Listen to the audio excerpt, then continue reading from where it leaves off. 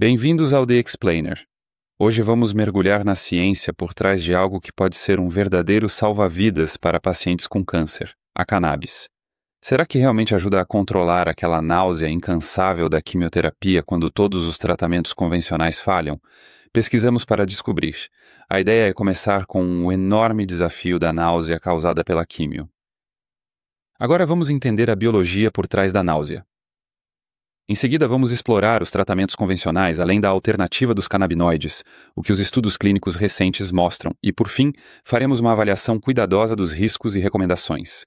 Para começarmos, precisamos entender o problema principal, a CINV, que significa náusea e vômito induzidos pela quimioterapia. Para muitos pacientes, isso não é simplesmente um efeito colateral comum, mas sim uma batalha constante, quase tão difícil quanto o próprio tratamento oncológico. Agora pense um pouco sobre esse dado.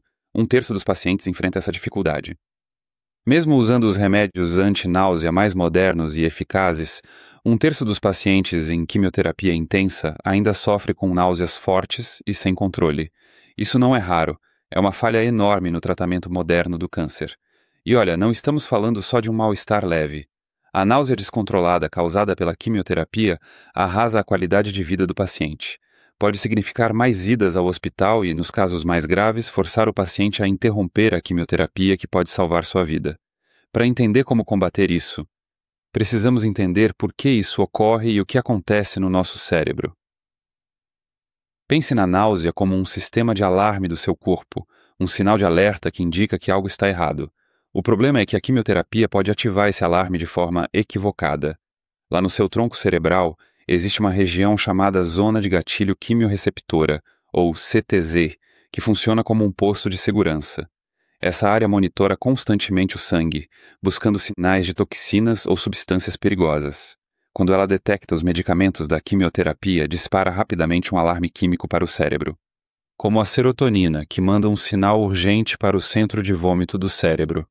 Esse centro então ativa um botão, causando aquela intensa sensação de náusea e o reflexo de vomitar. Para interromper essa cadeia, a medicina moderna criou um arsenal de remédios. Mas como você vai ver, mesmo nossas melhores armas têm falhas. Nosso foco atual é combater essa cascata de frente, com remédios que bloqueiam o sinal da serotonina e outros que agem em vias completamente diferentes. E eles costumam ser ótimos para impedir o ato físico de vomitar. O grande problema? Eles são muito melhores para controlar o vômito do que para lidar com aquela sensação terrível, constante e incômoda de náusea. Além disso, tem seus próprios riscos, como problemas no ritmo cardíaco ou interações ruins com outros medicamentos. E é exatamente nessa lacuna que surge esse desafiante controverso, os canabinoides. Apesar de parecer algo novo, o uso da cannabis na medicina tem uma história fascinante que remonta a milhares de anos. Nossa, que montanha-russa tem sido essa história! Já tem registros do uso para dor lá na antiga China e até foi encontrado com uma múmia siberiana com câncer de mama. Mas no século XX foi proibido só para voltar nos anos 80, quando uma versão sintética do THC foi aprovada para esse exato propósito, combater CINV.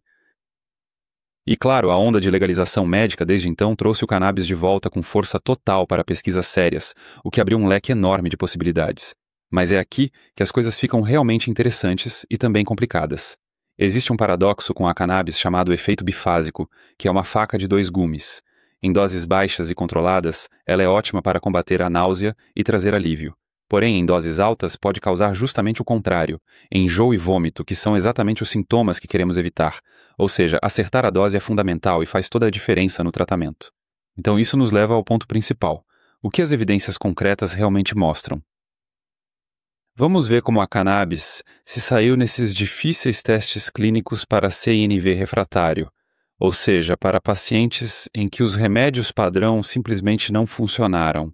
Os dados de um grande estudo australiano são impressionantes. Resposta completa significava sem vômito e sem precisar de resgate. Quem usou óleo com THC e CBD equilibrados teve quase 25% de resposta. Já o placebo, só 8%. Basicamente, era 3 vezes mais provável ter alívio total. Com o tratamento com cannabis, o resultado foi realmente enorme.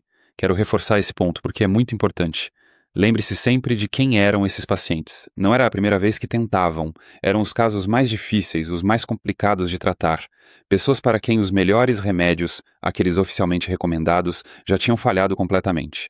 Ou seja, estamos falando de uma situação realmente crítica, onde as opções tradicionais não funcionaram. Mas, se isso já é impressionante, o próximo número que vou compartilhar pode ser ainda mais revelador e impactante. 83% escolheram continuar com o tratamento de cannabis. Isso diz muito, né? Mostra como foi a experiência real deles. Mas vamos ser sinceros, a eficácia é só metade da história. Precisamos ter uma visão equilibrada, e isso inclui falar dos riscos. Não é uma bala de prata, e é crucial entender os efeitos negativos possíveis. Os mais comuns são aqueles que você imagina: sedação, tontura, talvez desorientação ou boca seca. Para a maioria dos pacientes nos estudos, os efeitos foram leves e controláveis.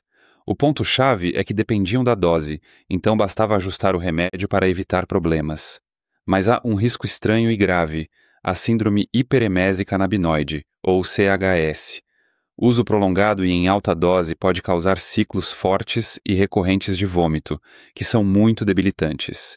Isso complica porque vai contra o benefício esperado do tratamento. E no momento, a única cura conhecida é parar de usar cannabis completamente. Então, o que isso significa para nós, né? Qual é a conclusão dos especialistas?